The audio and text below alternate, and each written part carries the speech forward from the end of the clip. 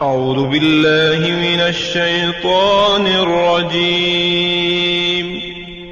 پناہ مانگتا ہوں میں اللہ کی شیطان مردود سے۔ بسم اللہ الرحمن الرحیم۔ شروع اللہ کے نام سے جو بڑا مہربان نہایت رحم والا ہے۔ دا باٹم لائن کے ناظرین کرام، السلام علیکم۔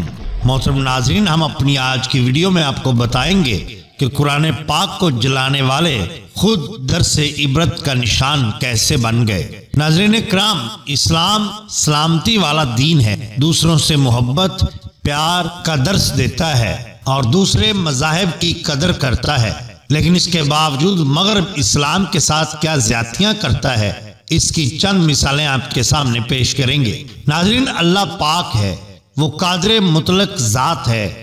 جریدہ عکاظ میں شائع ہونے والا یہ واقعہ آج بھی میری یادداشت میں تازہ ہے۔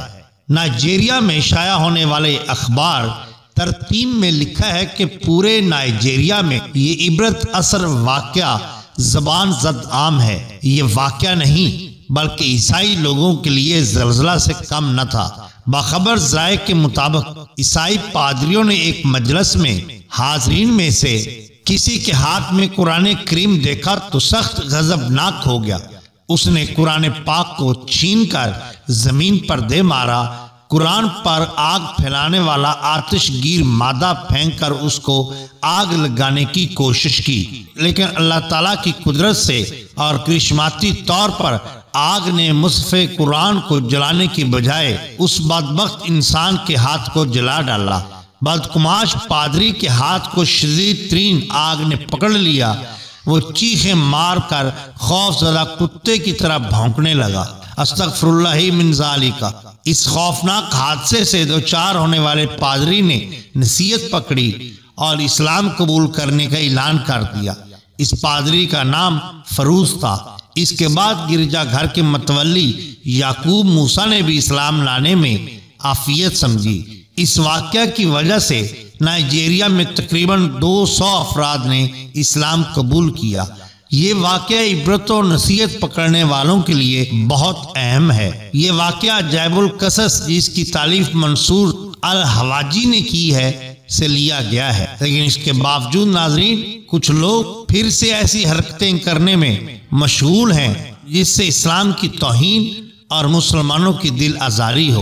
اسی قسم کا ایک واقعہ پچھلے ہفتے پیش آیا۔ ہم نیوز کے مطابق گزشتہ دن کے شہر کرسچن سینڈ میں اسلام مخالف تنظیم سیان کے سربراہ لارس تھورسن نے ریلی کے دوران قرآن پاک کی بے حرمتی کرتے ہوئے نظر آتش کرنے کی کوشش کی۔ موقع پر موجود نوجوان کوسائی رشید، جس کو عمر الیاس لکھا جا رہا ہے، لارس تھورسن کو روکنے کے لیے اس پر حملہ کیا۔